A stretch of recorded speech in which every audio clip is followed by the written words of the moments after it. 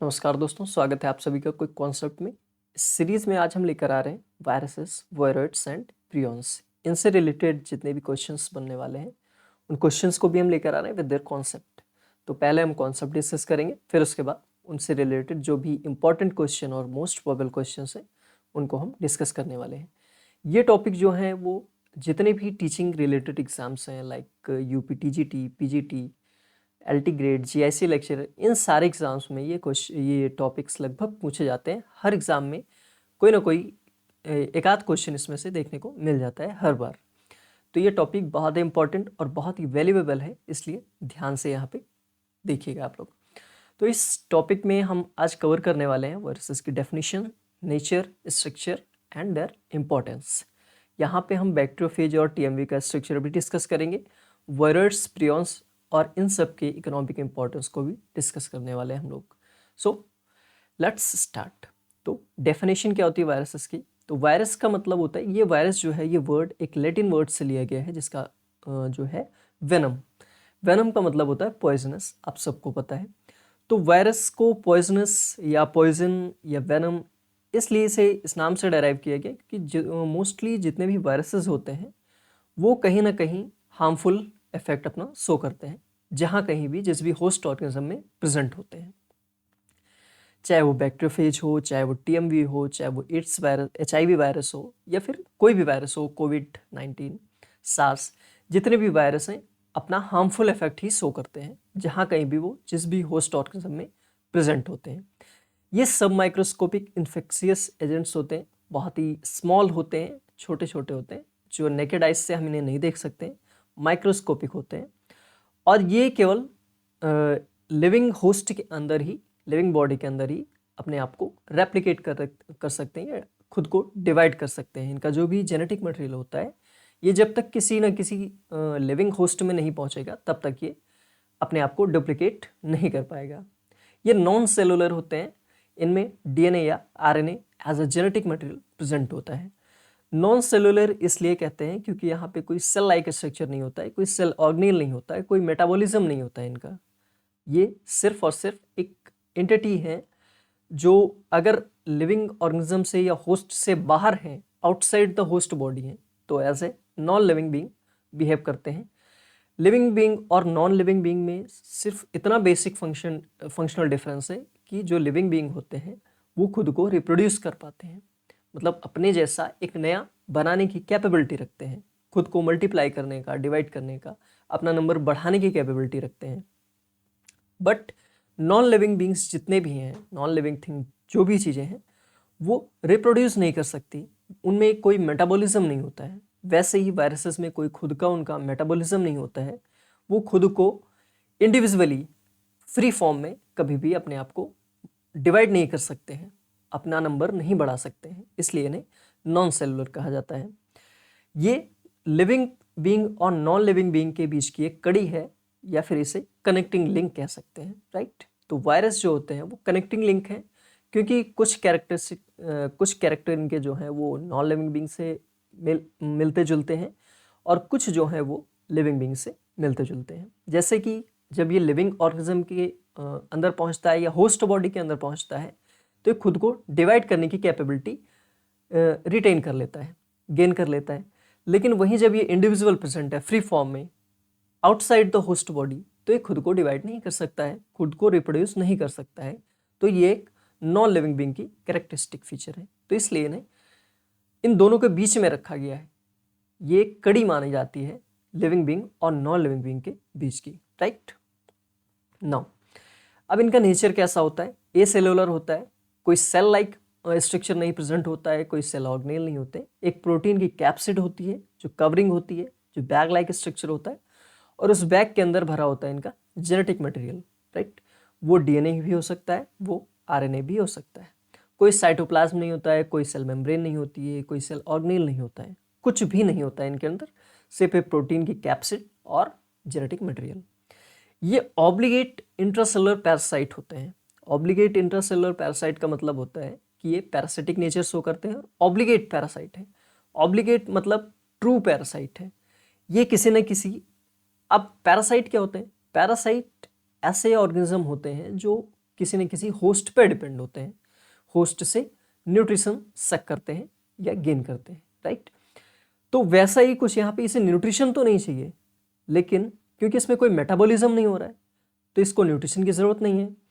But यहाँ पे इसे पैरासाइट इस वे में कहा गया है कि जो इसका जेनेटिक मटेरियल होता है वो जब सुटेबल होस्ट के अंदर पहुँचता है तभी वो रेप्लिकेट कर पाता है, और तभी वायरस का नंबर जो है वो डबल हो पाता है या मल्टीप्लाई हो पाते हैं वायरस, जब वो सुटेबल होस्ट में पहुँचते हैं तो, राइट। इनमें जो जेनेटिक मटेरियल होता है वो डीएनए या आरएनए होता है। डीएनए डबल स्टैंडर्ड होता है और आरएनए डबल स्टैंडर्ड या single standard as a genetic material पाया जा सकता है। इनका डुअल नेचर होता है, लिविंग इनसाइड होस्ट और नॉन लिविंग आउटसाइड होस्ट। जब लिविंग बीइंग के अंदर, जब लिविंग होस्ट के अंदर ये है तो ये as a living being consider किए जाते हैं, अपने आप को शो करते हैं, और जब आउटसाइड द होस्ट बॉडी होते हैं तो as a non living being ये कंसिडर किए जाते हैं, जैसा कि हम लोग पहले भी देख चुके हैं। नाउ इनमें कोई एंजाइम नहीं होता है मेटाबॉलिज्म के लिए, क्योंकि मेटाबॉलिज्म जैसी चीज़ ही नहीं होती है यहाँ पे, इन्हें किसी मेटाबॉलिज्म की रिक्वायरमेंट ही नहीं है।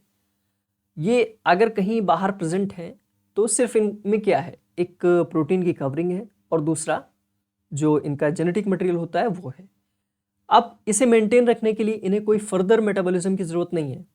ये जहाँ कहीं भी प्रेजेंट है वहाँ पे अपने आप को उसी फॉर्म में रिटेन रख पाते हैं, और जब कभी भी ये सुटेबल होस्ट में पहुँचते हैं किसी न किसी माध्यम से, तो वहाँ पे ये जब सुटेबल होस्ट के अंदर जाएंगे तो उसके जीनोम में अपने जीनोम को इंटीग्रेट कर देंगे, और जब होस्ट का जीनोम डुप्लीकेट होगा उसी साथ साथ वही रेप्लिकेशन मशीनरी इनके जीनोम को भी रेप्लिकेट कर देती है। फिर उसके बाद डीएनए से आरएनए जब बनेगा तो ट्रांसक्रिप्शन मशीनरी जो होस्ट की होती है वही यूटिलाइज होती है, और जब ट्रांसलेशन होता है तो भी होस्ट की ही ट्रांसलेशन मशीनरी को यूज़ करके ये अपने प्रोटीन कैप्सिड को बनाते हैं, और अपनी जो उनका जो बॉडी होती है, जो एक स्ट्रक्चर होता है वायरस का, वो फिर से डबल हो जाता है, डुप्लीकेट हो जाता है, राइट। इनका साइज बहुत ही छोटा होता है, लगभग 20 से 300 नैनोमीटर का होता है, जो माइक्रोस्कोपिक है, जिसे हम माइक्रोस्कोप के थ्रू ही ऑब्जर्व कर सकते हैं, राइट। अब इनका ट्रांसमिशन कैसे कैसे हो सकता है, अलग अलग फॉर्म में इनका ट्रांसमिशन हो सकता है। एयरबॉर्न होते हैं, लाइक इन्फ्लुएंजा, कोविड-19, ये ऐसे वायरसेस हैं जो एयर के थ्रू ट्रांसमिट होते हैं। इन्फ्लुएंजा, फ्लू जो फैलता है वो कैसे, एयरबॉर्न डिसीज़ है। सपोज किसी ने यहाँ पे, किसी को फ्लू है, उसने खांस दिया और उसके जो पार्टिकल्स हैं, जो स्नीजिंग पार्टिकल्स हैं, वो क्या हुए, एयर में सस्पेंड हो गए। अब कोई दूसरा पर्सन यहीं पे आया और उसने ब्रीदिंग की, इनहेलेशन किया, और वो जो ड्रॉपलेट्स थे, जो सॉल थे, वो बॉडी के अंदर चले गए, और वायरस उन सॉल्स में था, वो भी बॉडी के अंदर इंटर कर गया, और पर्सन को वो जो डिसीज़ कॉज करता है इन्फ्लुएंजा, वो डिसीज़ हो गई। कोविड-19 भी वैसा ही है। कोविड-19 जो है वो कोरोना वायरस से होता है, मतलब कि एक डिसीज़ ही है कोविड-19। कोरोना वायरस जो है इसका कॉजल ऑर्गेनिज्म है, क्योंकि बहुत ही पैंडेमिक लेवल पे ये अपना इफेक्ट शो किया था, जैसा कि हम सब ने देखा है, बहुत ही अभी रिसेंट की बात है। तो ये भी क्या है, एयरबॉर्न है, डिसीज़ है। यहाँ पे भी क्या होता है, अक्सर कोविड के टाइम पे क्या होता था कि मास्क पहनने के लिए गाइडलाइन जो थी वो बताई गई थी। तो मास्क पहनने का यही मतलब है, क्योंकि जो वायरस था वो एयर के थ्रू ट्रांसमिट हो रहा था। तो जब मास्क एक कवरिंग रहेगी, जो भी हमारी नोज़ है या माउथ है, तो एयर के थ्रू ये वायरसेस जो है वो एंटर नहीं कर पाएंगे, उतना फ्रिक्वेंटली नहीं एंटर कर पाएंगे जिससे वो डिसीज़ कॉज कर सकें। नाउ फिर सेकंड क्या है, वाटरबॉर्न बॉर्न है। वाटरबॉर्न बॉर्न में क्या होता है, ये हेपेटाइटिस ए वायरस जो है ये वाटरबॉर्न बॉर्न है।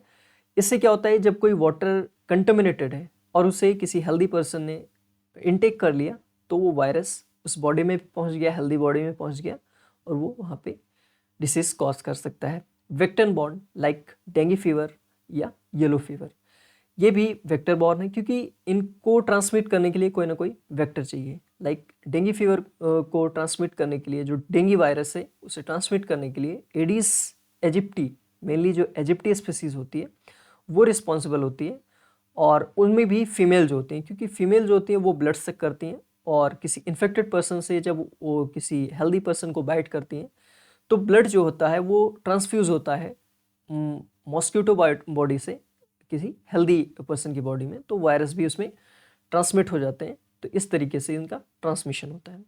कॉन्टैक्ट, कॉमन कोल्ड वायरस जो है रीनो वायरस, ये क्या होता है, ये कॉन्टैक्ट से फैलता है। जैसे किसी को कॉमन कोल्ड है, उससे आपने हैंड शेक कर लिया या फिर आप उससे गले मिल गए, तो उस टाइम पे क्या होता है, ये वायरस ट्रांसमिट हो सकता है। सीड या पॉलन के थ्रू भी हो सकता है, क्योंकि जो प्लांट वायरसेस हैं वो जब प्लांट को इफेक्ट करते हैं तो उसमें प्लांट की जो भी बॉडी होती है, प्लांट बॉडी, उसमें जितने भी पार्ट्स होते हैं वो सब इफेक्ट हो जाते हैं। कुछ वायरस जो होते हैं वो स्पेशलाइज्ड होते हैं, किसी न किसी ऑर्गन में स्पेसिफिक होते हैं, बट कुछ वायरस जो होते हैं वो पूरी प्लांट बॉडी को इफेक्ट करते हैं। और इस तरीके से क्या होता है, जो सीड होगा या जो पॉलन ग्रेन होगा वो उनमें भी वायरसेस पहुंच जाते हैं। और जब वो पॉलन ग्रेन ट्रांसमिट होता है, ट्रांसफ़र होता है from one place to another place, तो किसी दूसरे प्लांट को भी इन्फेक्ट करता है। और अगर पॉलन को इनहेल कर लिया गया किसी ह्यूमन के थ्रू, तो अगर वो ह्यूमन में भी डिसीज कॉज करने की कैपेबिलिटी रखता है, तो ह्यूमन में भी डिसीज कॉज कर सकता है उस पॉलन के थ्रू। सीड भी अगर इन्फेक्टेड है तो उसे, जब सीड को आप सो करेंगे फील्ड में, तो जो प्लांट नया ग्रो करेगा, जो जर्मिनेट होगा प्लांट सीड से, वो भी इन्फेक्टेड रहेगा उस पर्टिकुलर वायरस से। Like TMV virus, tobacco mosaic virus जो है, ये एक प्लांट वायरस है और ये सीड से या पॉलन से ट्रांसमिट हो सकता है, ट्रांसफ़र हो सकता है। एनिमल बाइट, रेबीज़ बहुत ही फेमस वायरस है, मतलब जो सबको पता है, क्योंकि ये डॉग बाइट से या फिर जैकाल बाइट से या फिर कुछ और एनिमल्स होते हैं जिनकी बाइट से ये क्या होता है, ये वायरस फैलता है। क्योंकि उनके सलाइवा में क्या होता है, ये रेबीज़ वायरस होता है, और जब किसी पर्सन को या फिर किसी एनिमल को वो बाइट करते हैं तो वो सलाइवा के थ्रू उनके ब्लड में चला जाता है वायरस, और फिर ब्लड स्ट्रीम के थ्रू पूरी बॉडी में फैल जाता है और वहाँ पे वो डिसीज़ कॉज कर सकता है। नाउ सेक्सुअली ट्रांसमिटेड वायरस, तो HIV जो है, ह्यूमन इम्यूनोडिफिशियंसी वायरस या एड्स वायरस, जो कि एड्स कॉज करता है, HIV वायरस, ये सेक्सुअली ट्रांसमिटेड वायरसेस है, राइट। नाउ अब TMV का स्ट्रक्चर कैसा होता है, टोबैको मोज़ेक वायरस, इसका स्ट्रक्चर कैसा होता है, ये हेलिकल स्ट्रक्चर होता है इसका। इसे डिस्कवर किया था WM स्टैनले ने 1935 में। ये रॉड शेप होता है इसका। जो ये जेनेटिक मटेरियल है, जो जेनेटिक मटेरियल यहाँ पे RNA होता है, सिंगल स्ट्रैंडेड RNA होता है, जो कि 6.4 kb का होता है। और यहाँ पे जो कैप्सिड है वो लगभग 2130 आइडेंटिकल प्रोटीन्स के सब यूनिट से बना होता है। और ये प्रोटीन की सब यूनिट्स हैं, इन्हें कैप्सोमियर कहा जाता है, राइट। ये जो कैप्सोमियर है, प्रोटीन है, ये पूरा प्रोटीन का जो एक कॉम्पैक्ट स्ट्रक्चर होता है, इसे कैप्सिड कहा जाता है। और जो ये इंडिविजुअल प्रोटीन्स हैं जिनसे मिलकर ये बना हुआ है, उसे हम कैप्सोमियर कहते हैं, राइट। नाउ इसका जो स्ट्रक्चर होता है वो रॉड शेप हेलिकल स्ट्रक्चर होता है। ये टोबैको प्लांट को इन्फेक्ट करता है और कुछ इससे रिलेटेड जो प्लांट्स हैं उन्हें भी इन्फेक्ट कर सकता है। यहाँ पे सबसे जो ध्यान देने वाली बात है वो यहाँ पे जो जेनेटिक मटेरियल है इसका, वो सिंगल स्ट्रैंडेड RNA होता है और ये रॉड शेप्ड स्ट्रक्चर में पाया जाता है, राइट। 18 नैनोमीटर का इसकी लेंथ होती है, अराउंड विड्थ होती है, और 300 नैनोमीटर की इसकी लेंथ होती है, राइट। तो इसका ये डायमेंशन याद करने की ज़रूरत नहीं है, ये सिर्फ इतना याद रखिए यहाँ पे कि जो वायरस है ये RNA वायरस है, और यहाँ पे जो जेनेटिक मटेरियल है सिंगल स्ट्रैंडेड RNA है, राइट। नाउ बैक्टीरियोफेज, यहाँ पे T4 बैक्टीरियोफेज की हम बात करेंगे। तो इसे डिस्कवर किया था ट्वार्ट 1915 में और हैरल ने 1917 में। ये क्या करता है, क्योंकि ये बैक्टीरियोफेज है, जैसे कि नाम से ही शो करा है, तो बैक्टीरियोफेज होने की वजह से बैक्टीरिया को इन्फेक्ट करता है। इसका जो जेनेटिक मटेरियल है वो डबल स्ट्रैंडेड DNA है। ये बात यहाँ पे नोटिस करने की है, ये इंपॉर्टेंट है। डबल स्ट्रैंडेड DNA वायरस जो है, ये T4 फेज जो है वो डबल स्ट्रैंडेड DNA वायरस है। इसमें एक कैप्सिड होती है, जैसा कि हर वायरस में होती है, सभी वायरसेस में होती है। तो कैप्सिड क्या होती है, एक प्रोटीन कोट होता है जिसके अंदर इसका जेनेटिक मटेरियल फिल्ड होता है, राइट, कैप्सुलेटेड होता है। फिर इसका कॉलर होता है, सीथ होती है, बेस प्लेट होती हैं, स्पाइक्स होती हैं, टेल फाइबर्स होते हैं। जब ये किसी बैक्टीरिया या मतलब कि सुटेबल होस्ट के ऊपर पहुंचता है तो अपना ये जो जेनेटिक मटेरियल होता है इसे होस्ट बॉडी में इंजेक्ट कर देता है, और वो जो इसका जेनेटिक मटेरियल है वो क्या होता है, जो होस्ट जीनोम है उसके साथ इंटीग्रेट हो जाता है। और जब होस्ट जीनोम रेप्लिकेट करता है तो उसी टाइम क्या होता है, वायरल जीनोम भी रेप्लिकेट हो जाता है, और फिर उस जीनोम से वायरल प्रोटीन बनती, वायरल एमआरएनए बनता है, वायरल प्रोटीन बनती है, और फिर से क्या होता है, उस वायरल प्रोटीन से इसकी कैप्सिड बनती है जो पूरा स्ट्रक्चर बनता है, और उसका डीएनए तो वहाँ पे है ही। फिर इसका पूरा स्ट्रक्चर नए नए वायरसेस मल्टीप्लाई होना स्टार्ट कर देते हैं, राइट। अब इनका रिप्रोडक्शन जो होता है वो दो फॉर्म में होता है, लिटिक और लाइसोजेनिक। सिंपल यहाँ पे इतना समझिए कि जो लिटिक साइकिल होती है यहाँ पे क्या होता है कि लिसिस होती है। किसकी लिसिस होती है? बैक्टीरिया की लिसिस होती है। यानी कि जब ये बैक्टीरियोफेज इन्फेक्ट करेगा और लिटिक साइकिल चल रही है उस टाइम पे, तो क्या होगा कि जो बैक्टीरिया है उसकी डेथ हो जाएगी। यानी कि जब वायरस मल्टीप्लाई करना स्टार्ट करेगा तो बैक्टीरिया की सेल वॉल को ब्रेक कर देगा, और फिर बैक्टीरिया की डेथ हो जाएगी, उस ऑर्गेनिज्म की डेथ हो जाएगी, और फिर ये वायरस वहाँ से निकल जाएगा बाहर। अगर लाइसोजेनिक साइकिल चल रही है तो बैक्टीरिया की डेथ नहीं होगी, इतना समझिए, बट इसका डिवीजन कंटिन्यू रहेगा। जो वायरस है वो अपने आप को मल्टीप्लिकेट करता रहेगा, अपने आप का नंबर बढ़ाता रहेगा, बट बैक्टीरिया को किल नहीं करेगा। तो ये दो साइकिल होती हैं जिनके थ्रू ये बैक्टीरियोफेज जो होता है वो रेप्लिकेट करता है या अपना नंबर बढ़ाता है। तो ये बात हो गई यहाँ तक की वायरसेस की। अब हम बात करते हैं वायरॉइड्स क्या होते हैं। तो वायरॉइड्स को सबसे पहले डिस्कवर किसने किया था? डेनर ने डिस्कवर किया था 1971 में, राइट। ये एक इन्फेक्शियस आरएनए मॉलिक्यूल्स होते हैं जो बिना प्रोटीन के होते हैं। वायरस में हमने क्या देखा था कि एक प्रोटीन की कैप्सिड है और उसके अंदर इनकैप्सुलेटेड है उसका जेनेटिक मटेरियल, राइट। तो जेनेटिक मटेरियल जो था वो प्रोटीन कवरिंग के अंदर इनक्लोज था, प्रोटेक्टेड था। बट यहाँ पे वायरॉइड्स में क्या होता है, कोई यहाँ पे कवरिंग नहीं होती है, कोई मतलब कि प्रोटीन कैप्सिड नहीं होती है, प्रोटीन लाइक कुछ भी नहीं होता है यहाँ पे। सिर्फ और सिर्फ जेनेटिक मटेरियल होता है जो किसी होस्ट में अगर पहुँचता है तो उसे उसमें डिसीज कॉज कर सकता है। और ये मेनली जो प्लांट्स होते हैं उन्हीं में डिसीज कॉज करने की कैपेबिलिटी रखता है। यहाँ पे सर्कुलर सिंगल स्ट्रैंडेड आरएनए हो सकता है। यहाँ पे डीएनए नहीं होता है, DNA as a genetic material, मतलब कि डीएनए वायरॉइड्स में डीएनए नेचर नहीं पाया जाता है, ठीक है। और कैप्सिड भी यहाँ पे नहीं प्रेजेंट होता है। ये प्लांट्स, जैसा कि मैंने पहले ही बताया, केवल प्लांट्स को इन्फेक्ट कर सकता है, एनिमल्स को इन्फेक्ट करने की कैपेबिलिटी इसमें नहीं होती है। अगर एग्जाम्पल की बात करें तो पोटैटो स्पिंडल ट्यूबर, ये जो है वायरॉइड है जो कि पोटैटो ट्यूबर में डिसीज कॉज करने की कैपेबिलिटी रखता है, राइट। प्रियॉन्स क्या होते हैं? ये प्रोटीन्स होती हैं, इन्फेक्शियस प्रोटीन होती हैं, मिसफोल्डेड इन्फेक्शियस प्रोटीन होती हैं। कोई नॉर्मल प्रोटीन है, वो अगर मिसफोल्ड हो गई, लाइक ट्रांसलेशन चल रहा है, अब ट्रांसलेशन के बाद जो भी प्रोटीन बनती है उसकी एक प्रॉपर फोल्डिंग होती है। प्रॉपर फोल्डिंग के बाद क्या होती है कि वो प्रोटीन फंक्शनल बनती है। जब उसमें फोल्डिंग होती है, कुछ मॉडिफिकेशंस होते हैं, उसके बाद वो प्रोटीन जो है वो फंक्शनल फॉर्म में अपने आती है। वो या तो स्ट्रक्चरल प्रोटीन होगी या तो मेटाबॉलिज्म में जाने वाली कोई एंजाइम होगी, राइट। तो अगर एंजाइम है तो अपना मेटाबॉलिक फंक्शन परफॉर्म करेगी, और स्ट्रक्चरल प्रोटीन है तो कहीं ना कहीं वो किसी न किसी स्ट्रक्चर में पार्टिसिपेट करेगी। तो अगर कोई मेटाबॉलिक प्रोटीन है यानी कि कोई एंजाइम है, वो उसमें अगर मिसफोल्डिंग हो गई तो मिसफोल्डिंग होने के बाद ये क्या बनता है? प्रियॉन बन जाता है। जो वो जिसे एंजाइम बनना था, जो प्रोटीन फंक्शनल होनी थी, अब वो नॉन फंक्शनल हो जाएगी, और क्योंकि उसमें मिसफोल्डिंग हो गई है, और अब वो क्या बन जाएगी? प्रियॉन्स कहलाएगी। क्योंकि जब नॉर्मल प्रोटीन में मिसफोल्डिंग हो गई तो उसे हम प्रियॉन कहते हैं।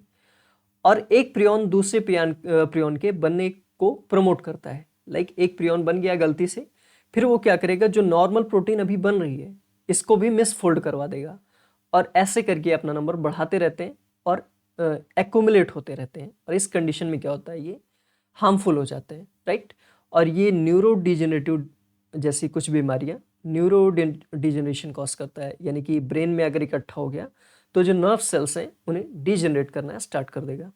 यहाँ पे कुछ एग्जांपल्स हैं, like mad cow disease, Creutzfeldt Jakob disease, ये कुछ न्यूरो डिजेनरेटिव डिसीज हैं। जैसा कि यहाँ पे आप देख रहे हैं कि PRPC ये एक नॉर्मल प्रोटीन है, सेलुलर प्रोटीन है। अब ये क्या होता, देखिए यहाँ पे ये हेलिकल स्ट्रक्चर में फोल्डिंग हो रही है इसकी, राइट। अल्फा हेलिक्स है यहाँ पे, इस फॉर्म में इसका जो सेकेंडरी स्ट्रक्चर है वो बन रहा है।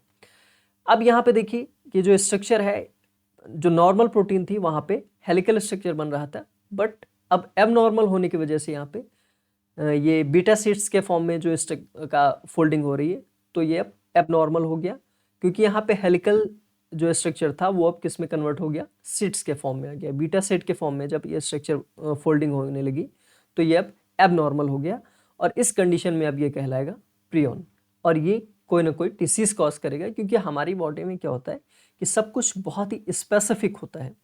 स्पेसिफिक इन द सेंस कि अगर कोई प्रोटीन बन रही है तो कहीं ना कहीं उसे टारगेट होना है, कोई ना कोई उसका स्पेसिफिक फंक्शन है।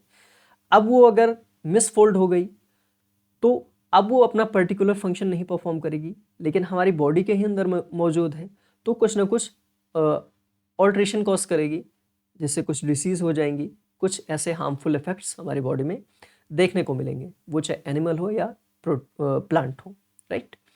अब इनका कुछ इकोनॉमिक इम्पोर्टेंस भी है, तो कुछ बेनिफिशियल इफेक्ट भी हैं, कुछ हार्मफुल इफेक्ट भी हैं। तो देख लेते हैं वैक्सीन प्रोटेक्शन। तो स्मॉल पॉक्स, पोलियो, ये वैक्सीन प्रोटेक्शन में कैसे हेल्प करता है वायरस, क्योंकि वायरस जो होते हैं इनको हम एटेन्यूएट कर देते हैं, इनएक्टिव कर देते हैं, तो और उसके बाद हम किसी होस्ट ऑर्गेनिज्म में जब इसे इंजेक्ट करते हैं, तो क्योंकि भले ये इनएक्टिव फॉर्म में गए हों, लेकिन हमारा जो इम्यून सिस्टम है बहुत ही स्ट्रांग और बहुत ही स्पेसिफिक होता है, वो किसी भी फॉरेन ऑर्गेनिज्म को या फॉरेन एंटिटी को हमारे ब्लड के अंदर वो नहीं देख सकता है।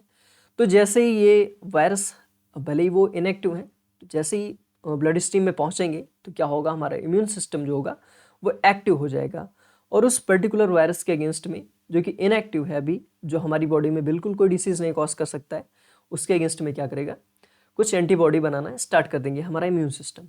और क्योंकि वायरस पहुंच चुका है, भले ही वो इनएक्टिव है, तो उसके अगेंस्ट में क्या हुआ, जब बहुत सारी एंटीबॉडी बन गई, तो अगर बाद में कभी भी इन फ्यूचर जो नॉर्मल वायरस अगर या लाइव वायरस अगर हमारी बॉडी में किसी मीडियम से पहुंच गया, तो इस कंडीशन में क्या होगा कि पहले से ही एंटीबॉडी तैयार खड़ी हैं लड़ने के लिए, और उस पर्टिकुलर वायरस को, लाइव वायरस को वहीं पे न्यूट्रलाइज कर दिया जाएगा।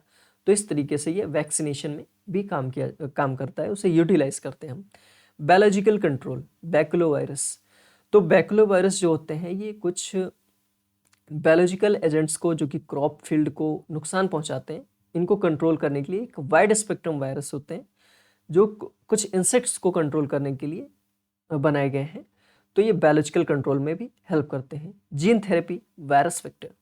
तो जीन थेरेपी, जब भी हम जीन क्लोनिंग करते हैं तो उस टाइम पे क्या करते हैं कि जो जीन थेरेपी में हम virus as a vector, virus को एज अ वेक्टर हम वहाँ पे यूटिलाइज करते हैं, ठीक है। अपने जो हमारा जीन ऑफ इंटरेस्ट है उसे कहीं पे टारगेट करने के लिए वायरस का हम सहारा लेते हैं। रिसर्च टूल, बैक्टीरियोफेज को, क्योंकि बैक्टीरियोफेज जो है वो एक फैमिलियर वायरस है जो ह्यूमन पे कोई डिसीज नहीं कॉज करता है, तो इसलिए हम बैक्टीरियोफेज को सेफ वायरस मानते हैं, और उसे इस पे हम कई सारे रिसर्च करते हैं इसको यूज़ करके। फेज थेरेपी अगेंस्ट बैक्टीरिया, तो ये सारे जो हैं वो इकोनॉमिक इंपॉर्टेंस है, बेनिफिशियल इफेक्ट हैं वायरसेस के। नाउ अब हार्मफुल इफेक्ट भी हो सकते हैं, और होते ही हैं, क्योंकि जितने भी वायरस हैं, वायरस नाम ही किसी पॉइजन से लिया गया है, वेनम से लिया गया है। तो ये क्या है कि वायरस, मेजॉरिटी में वायरस जो है वो हार्मफुल हैं, भले हम उनका अपना दिमाग यूज़ करके उन्हें हम यूज़फुल तरीके से यूज़ कर रहे हों, बट इनका जो मेन नेचर है वो हार्मफुल वाला ही है। तो ह्यूमन में एड्स वायरस, कोविड-19, हेपेटाइटिस के अलग अलग फॉर्म हैं, तो ये सारे वायरस क्या हैं, ह्यूमन में डिसीज़ कॉज करते हैं।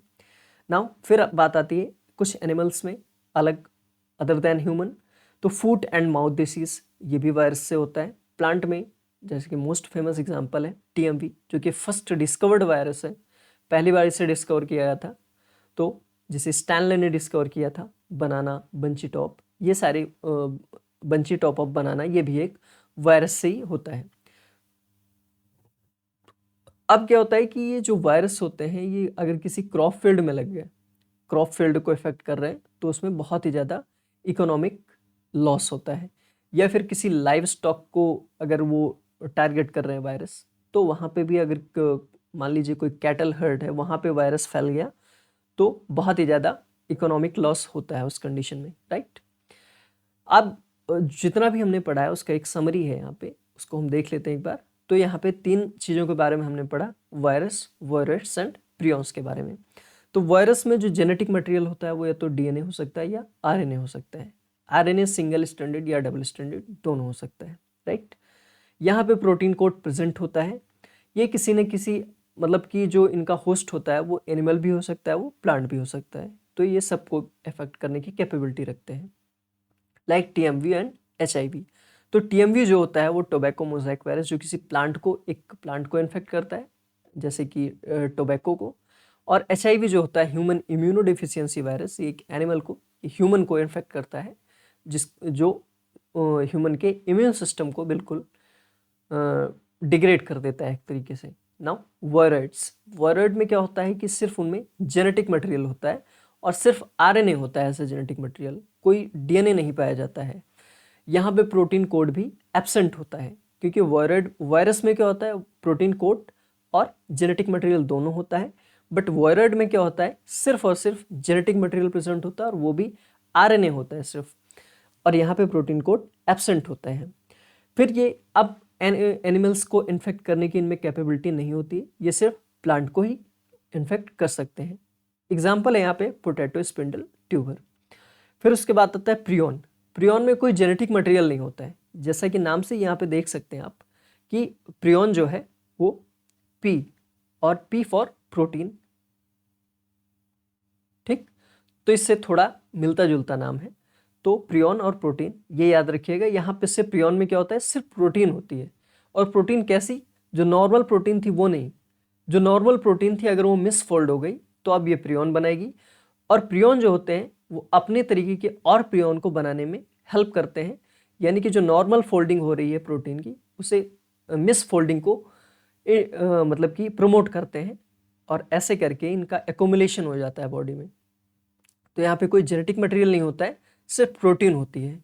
ये एनिमल और मतलब कि ह्यूमंस को इन्फेक्ट करते हैं, ये प्लांट को जनरली इन्फेक्ट नहीं कर पाते हैं।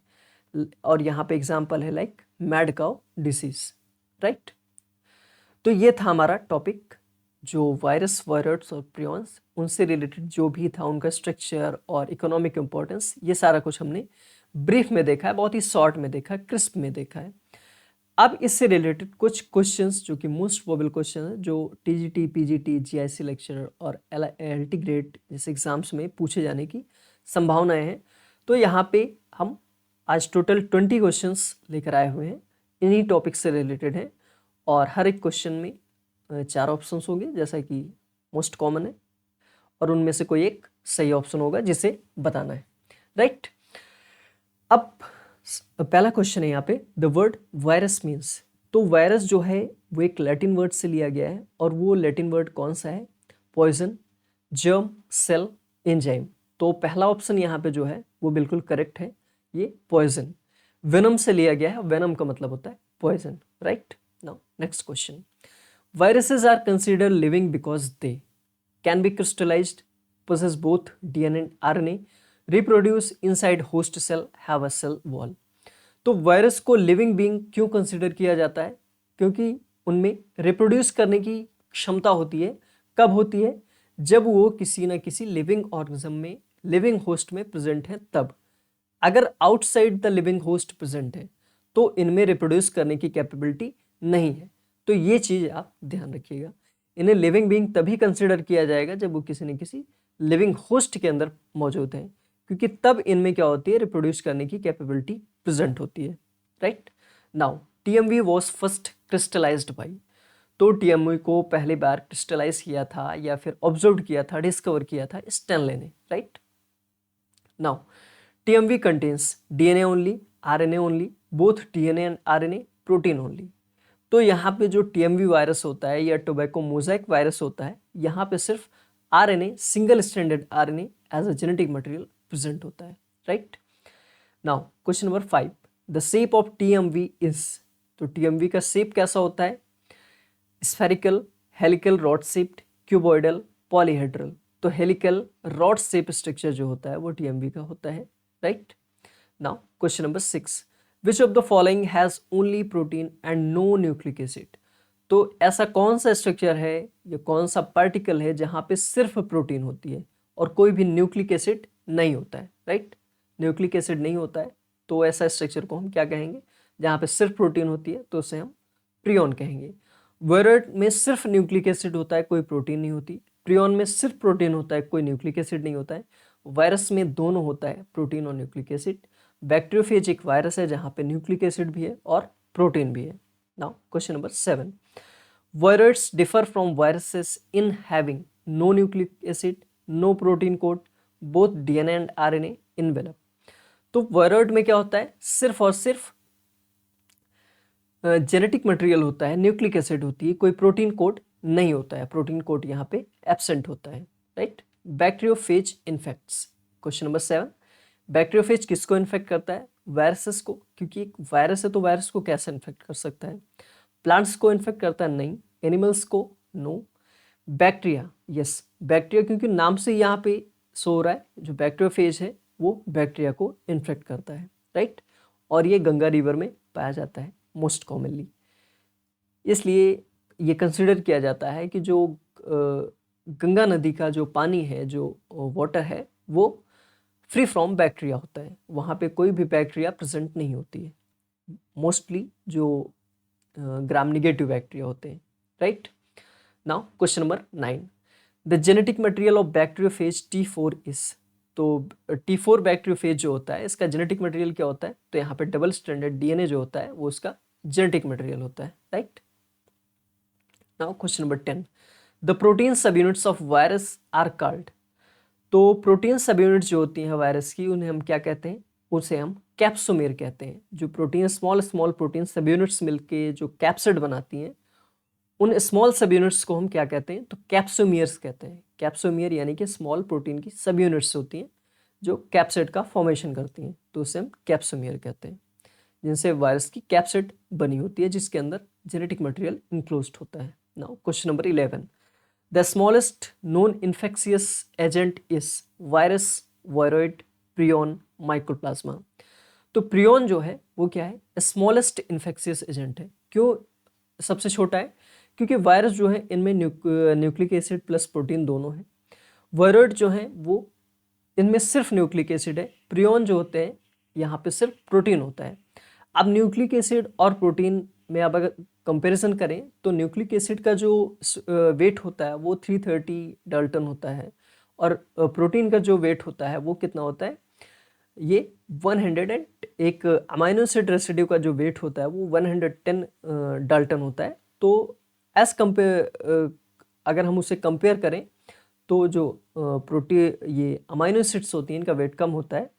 तो वायरॉइड से अगर हम प्रियन को कंपेयर करते हैं तो क्योंकि यहाँ पे सिर्फ ये प्रोटीन से बना होता है तो प्रोटीन का जो मॉलिकुलर वेट होता है वो as compare to nucleic acid कम होता है, इसलिए प्रियन जो होंगे वो सबसे छोटे सबसे स्मॉलेस्ट पार्टिकल होंगे।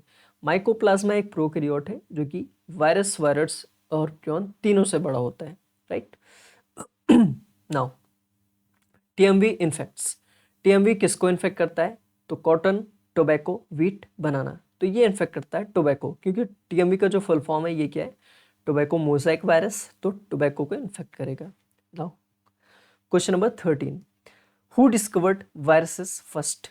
तो वायरस की डिस्कवरी सबसे पहले किसने की थी? तो इवानोस्काई ने क्या किया था? ये सबसे पहले वायरस की डिस्कवरी की थी।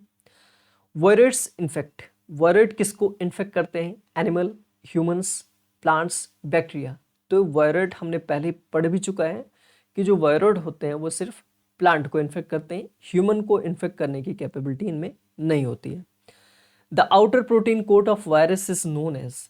तो जो वायरस की आउटर प्रोटीन कवरिंग होती है जिसमें जेनेटिक मटेरियल इनकैप्सुलेटेड होता है, इनक्लोज्ड होता है, उसे हम क्या कहते हैं?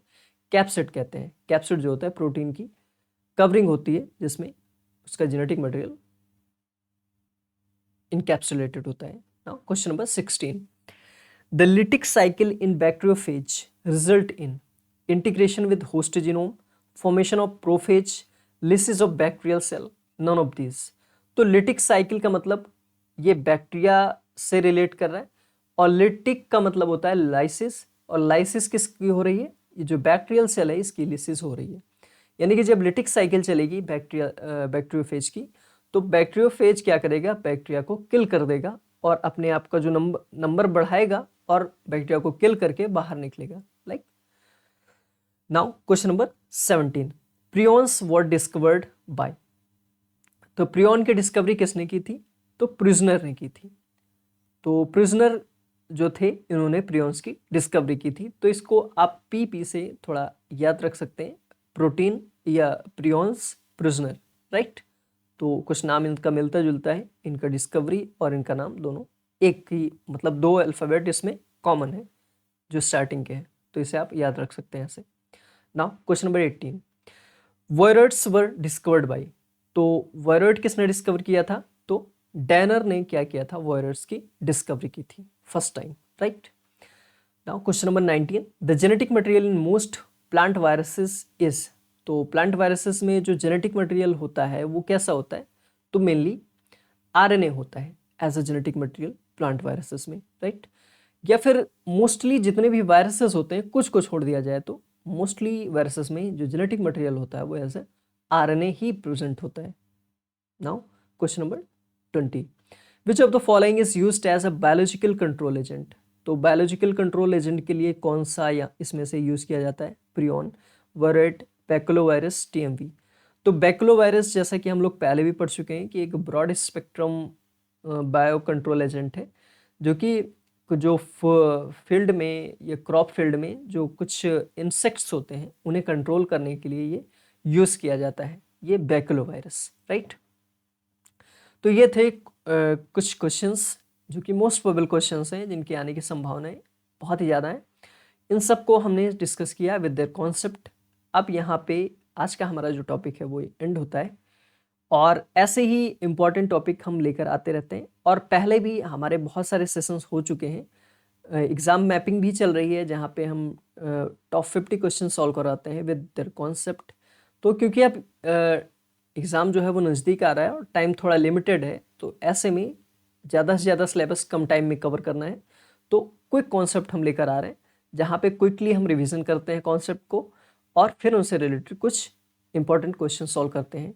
तो ऐसे ही आपके जो ये सीरीज़ है ये आपके एग्ज़ाम तक कंटिन्यू रहेगी, और ऐसे ही आप देखते रहिए और अपने प्रिपरेशन को बूस्ट करते रहिए, राइट। नाउ सो आज का सेशन यहीं पे एंड होता है। Thank you.